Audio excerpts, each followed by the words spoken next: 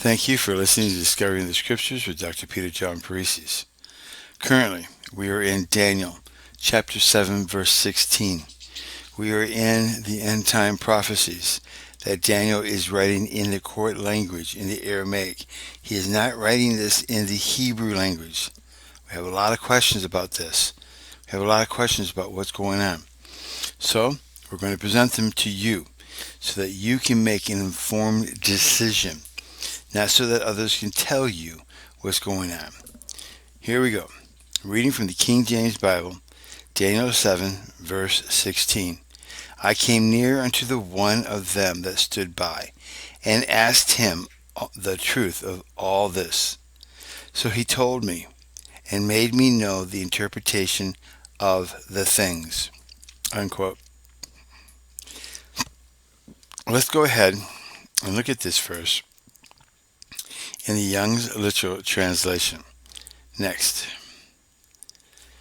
Reading from that, quote, Pierced have been my spirit, I Daniel, in the midst of the sheath, and the visions of my head troubled me. Unquote. Now, let's go ahead and look at this verse in context and see how it is written. The paragraph follows after the presentation of the Son of Man to the Ancient of Days God via a grand procession with clouds, where he is given the dominion, glory, and the kingdom, and all the people, nations, and languages, and they'll serve him as an everlasting kingdom. That is after all these beasts were presented to him. So now Daniel, who has seen these in visions, he is awake during them. He was grieved in his spirit, seeing these visions. And now, in verse 16, we come to where he's asking about them. So let's read this paragraph. Daniel 7, verse 15 through 18. King James Version, quote, I, Daniel, was grieved in my spirit in the midst of my body, and the visions of my head troubled me. I came near unto one of them that stood by, and asked him the truth of all this. So he told me, and made me know the interpretation of the things. These great beasts, which are four kings, which shall arise out of the earth. But the saints of the Most High shall take the kingdom, and possess the kingdom forever, even forever and ever. That's the paragraph this is written. So now, Daniel, being bothered in his spirit, in his body, about these visions that he's had in his head, he goes up to one, and he stands by them and asks them the truth of all this.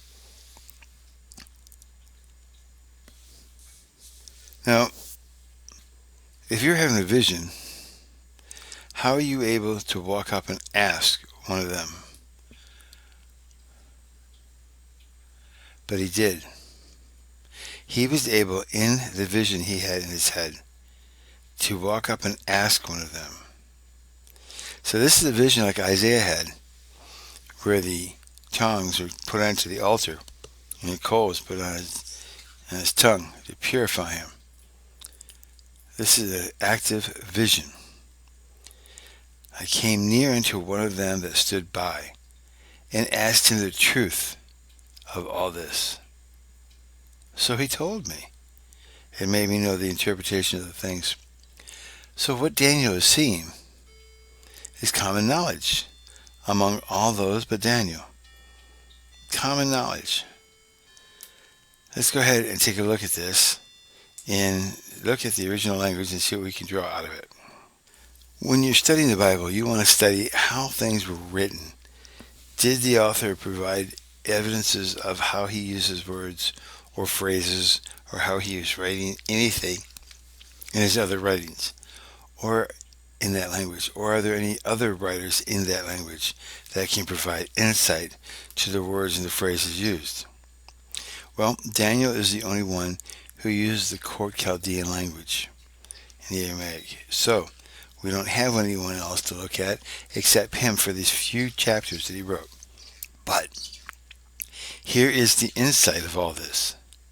When you break down the language into the original language and you look at it, you read it, you understand how he's writing it, there are some key insights.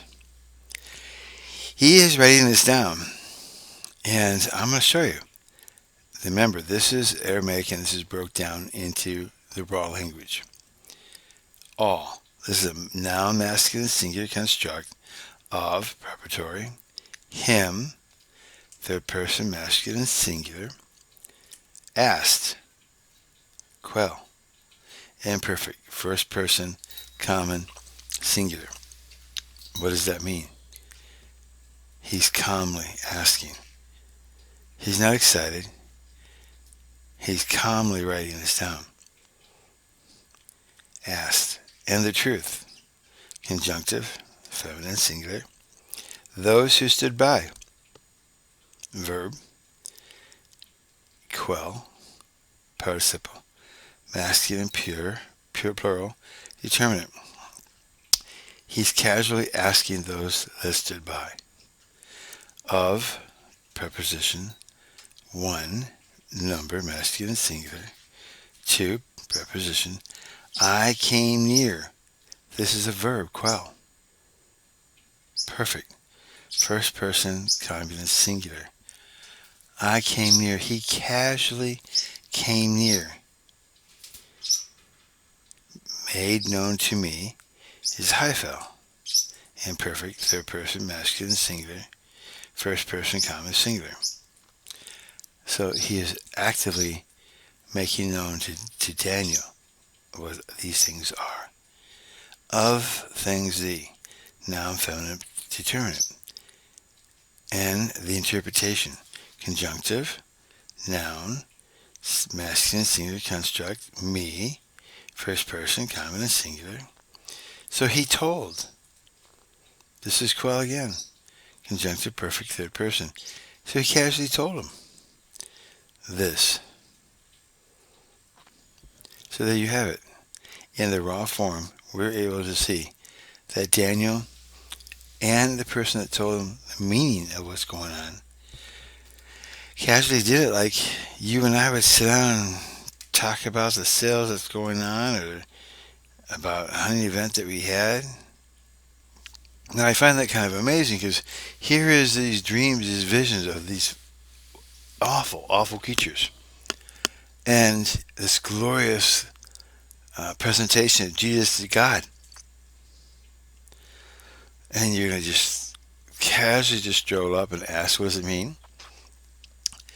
You've been troubled, and now you're just, hey buddy, what's all this mean? Oh man, come here, I'll tell you. Just casually. I'd be excited.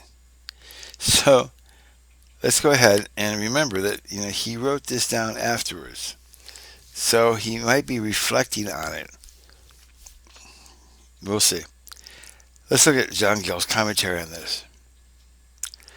I came near unto one of them that stood by, to one of the angels that attended, either the throne of judgment, or the throne of man in his appearance and approach to the divine Father, and asked him the truth of all this, the substance of all these visions, what these images presented to his view were shadows and representations of. So, type and truth, shadow and substance, are opposed to each other. The real meaning of all this was what he asked, nor need any to be ashamed to ask of whomsoever they can hope to get knowledge of truth, and especially of superiors, of the angels, of the churches, or pastors of them. So he told me, and made me know the interpretation of the things. He interpreted everything in the vision to him, and gave him the true meaning and real design of the whole as follows. This was asked and told, not when Daniel was awake, and was considering what he had dreamed, but in his dream, in his vision by night. This was all transacted in a visionary way, both the things and the interpretations of them. Unquote. So even our ancient commentaries are viewing this the same way. This is an active vision that Daniel's having. That's how he's able to walk up to this other person so casually and ask. Now, this angel, this being, is going to tell Daniel what this means. So as we can see, something grand and great is about to happen.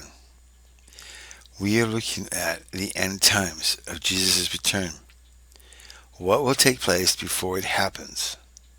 How can we be prepared? Those are questions that we have. So stay tuned, because we're right into the heart of the matter. This coincides with the revelations that John wrote, so much so it's unreal, in chapters 19 and 20. So let's go forward from here. Let's go verse by verse so you can make up your own mind of what's happening. The truth of this is about to come out, as the ancient commentaries have just shed light to, and as Daniel has asked. That'll be the next verse. So stay tuned. If you like this, hit the like button, please. Please tell others, and hit the subscribe button and the bell button so you can be notified of when more of this comes up. I'm going to try to do it every day as possible. As you can see, I can't hit it every day, but I'm trying. I get up a little bit earlier so I can get it done before I go to work. It's like 4 a.m. in the morning. So please keep me in your prayers. I work long and hard at my job during this pandemic, and it's very difficult. I need your prayers, please. Prayers for wisdom, prayers for compassion, prayers for peace. And if you need any prayers, please let us know in the comments and keep us abreast on them also. And tell others, and tell them to hit the subscribe button so they'll know. And you can help support this ministry, which I do ask that you will, because I'm working now 50 to 60 hours a week to make ends meet. And I would ask that you please hit the ads that come up on here so you can see the products, and also I get paid a small stipend. Right now it's around $450, $430 a month on this. It helps. It definitely helps. I have cut my bills dramatically so that I can make ends meet during this time frame. So please keep me in prayer. God bless y'all, and we'll see you on the next verse as we find out further what is God doing